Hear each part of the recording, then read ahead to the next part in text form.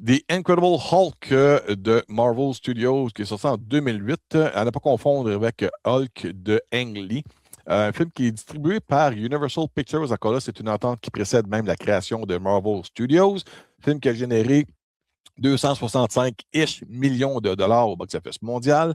Le scientifique Bruce Banner vit dans l'ombre, loin de la femme qu'il aime et à la recherche d'un antidote contre la rage qu'il a en lui. Mais lorsque des stratèges militaires le forcent à retourner à la civilisation, il doit faire face à son plus redoutable ennemi, l'abomination, une bête cauchemardesque dont la pure force violente équivaut à celle du Hulk. Le film est réalisé par Louis Leterrier, produit par Avi Arad, Gail Ann Hurd et Kevin Feige. Distribution par Universal Pictures. On a comme interprète, on a Edward Norton qui joue le rôle de Bruce Banner Hulk, Liv Tyler qui joue Betty Ross, Tim Roth qui joue Evil Blonsky qui devient Abomination, William Hurt qui joue le général Thunderbolt Ross, Tim Blake Nelson qui joue le rôle de Samuel Stern qui deviendra The Leader et Ty Burrell qui joue le Leonard qui est le petit copain de Betty dans le film. Les pour. La performance d'Edward Norton en tant que Banner est très intéressante. Il réussit à nous garder un intérêt en attendant qu'on voit les apparitions de Hulk. Hulk est visuellement et émotionnellement parfait à l'écran. Pour moi, c'est ma version préférée du personnage, même celle de Mark Ruffalo qui a suivi par après. William Hurt est haïssable comme il se doit en General Ross. C'est parfait. C'est une bonne continuité de ce qu'on voit dans les comics du personnage. Il y a beaucoup d'Easter eggs. On a la musique de la série télé originale d'Incredible Hulk. On a les logos de Stark Enterprise qui apparaissent sur les blindés ou même dans le générique du début. On a également Bill Bixby qui apparaît dans une série télé à la télévision durant le film.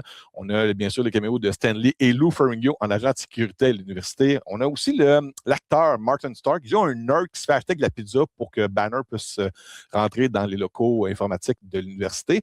C'est un acteur qui joue un autre personnage par après dans les films de Spider-Man avec Tom Holland. Il fait un prof d'école. Donc, je ne sais pas si c'est la continuité du même personnage. C'est juste qu'on n'avait pas un nom d'Incredible Hulk où il joue un autre personnage, mais je trouve que c'est une belle continuité, puis c'est un petit clin d'œil là-dessus. Et à la fin, il y a l'apparition de Tony Stark avec General Ross qui lui parle de l'initiative de créer les Avengers.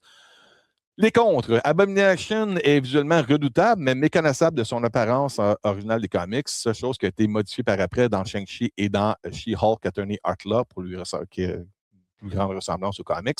Hulk est tellement impressionnant qu'il se fait attendre en chacune de ses apparitions. C'est un peu le côté plate du film, c'est que même si tout le reste est intéressant, on veut pas, on veut voir Hulk. Et quand il apparaît, ben, il fait de l'ombre sur tout le reste du film, tellement qu'il est impressionnant.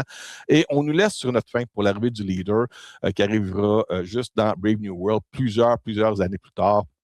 J'aurais aimé voir The Leader comme l'un des méchants principaux de ce film-là. Donc, je vous dirais que je donne un 3 sur 5 pour The Incredible Hulk. Merci et à bientôt!